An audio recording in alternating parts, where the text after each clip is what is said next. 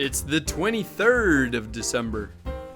And I know what you're thinking. Oh my gosh, it's starting to get all Christmassy, isn't it? Everyone is getting all holly and jolly. It still doesn't feel like Christmas to me. I don't know why. It still just doesn't feel like. I know it's the 22nd. I know we're only, holy crap, 3 days away from, not even 2 days from Christmas technically. A day from Christmas Eve. Like a full day. That's crazy. But I don't know. But it's still, getting all Christmassy. Anywho. Oh boy, where's this series come to? It is time, once again, for the top 10 favorite games of all time. And this one coming in at number 2. We're almost done. We are almost done with this. And this one is going to be quite a surprise for everyone that doesn't know me personally. And it's GUACAMELEE. Okay, I know what you're thinking. GUACAMELEE, some people have probably never heard of this game before, but you need to play this game. I cannot give enough praise to Drinkbox Studios, the developers who made this game, and the absolute masterpiece of GUACAMELEE that they have.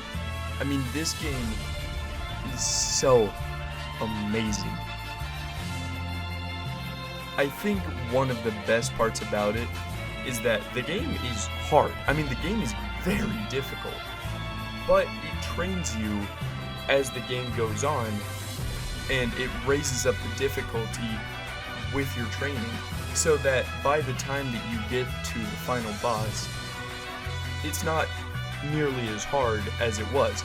And it's so crazy how they do it too, because they give you basically this full list of moves kind of throughout the game, and basically you master a move, whether it be like the uppercut or something like that, and then by the time that you fully mastered that move, and it can totally tell when you fully master that move, and it's so crazy and weird that it can tell when you fully master that move. But anyway, when you do, they just give you another one, and then you master that move, and then once you master it, then it gives you another, and it does this for like 5 different moves, and then all of a sudden you find yourself going through these levels, and rather going back through these levels, just using these moves and getting through these obstacles that you weren't able to get through 4 in-game hours ago.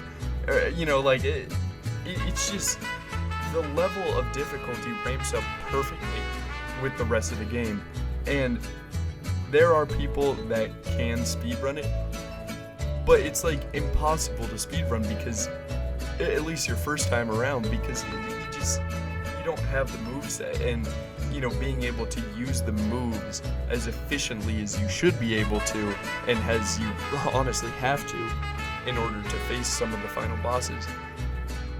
It's a game that it has a set pace that you have to take it at.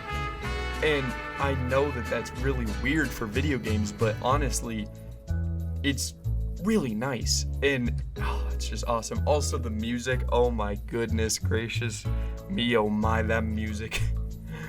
Oh, it's amazing. I love it. I love it so much. If you haven't heard the GUACAMELEE soundtrack, go listen to it, please. It is so good. It is so good. Like, I don't even know why. It's just, I think I just like the style of music and just the memories that it brings back of me playing through that game. Oh, I just love it. And I only have beat the game once. I have gotten close on the Xbox. I actually completed it on the Switch, believe it or not. Something about the smaller controllers made it easier to do the moves, I feel like, but I just remember the end title card, where basically it says, "Congratulations, you've completed this game. Okay, we've unlocked 2 new modes for you to try." And I remember just sitting back and just going, oh, you gotta be kidding me. Like, yeah, it's hard, and yeah, I went back to also play those ones. But, oh my god, just after that, you're just like, oh my god, like, that was all of that work, and there's still 2 modes to complete. you know, it just gives it that replayability, and man, it makes you really want to replay it. Honestly, just to listen to the frickin' soundtrack, the adaptive soundtrack. I mean, when you switch from like the alive world to the dead world, I mean, with the triggers and the soundtrack changes, and it's just so lovely and good and amazing. And Guacamelee, you deserve this number 2 spot on my top 10 favorite games of all time.